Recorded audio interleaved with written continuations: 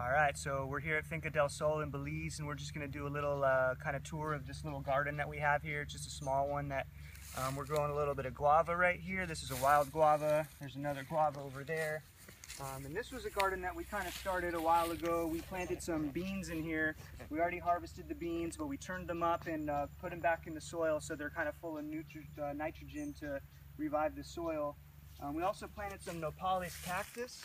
You can see there's like a little bit of growth coming up off of this one, and some of those other ones are growing up.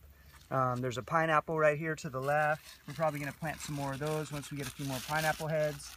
But I think what we're going to do here is we're going to use this as like a papaya factory. So I've got some papaya seeds here that we got some nice monster papayas that saved the seeds from.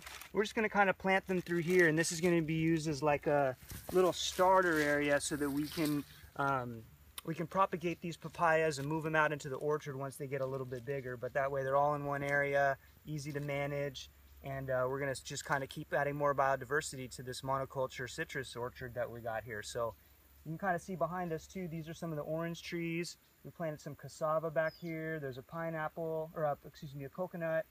There's sugarcane planted along there, and then in the back we've been planting coconuts, mamey, sapote, avocados. You can't see them through the forest, but we'll take you for a little tour back there someday. But yeah, that pineapple is going to grow some pineapples one day, and then we'll propagate that and keep it going. So that's what we do here. Everything's veganic and organically grown. We don't use any kind of pesticides, herbicides, anything like that. No animal products.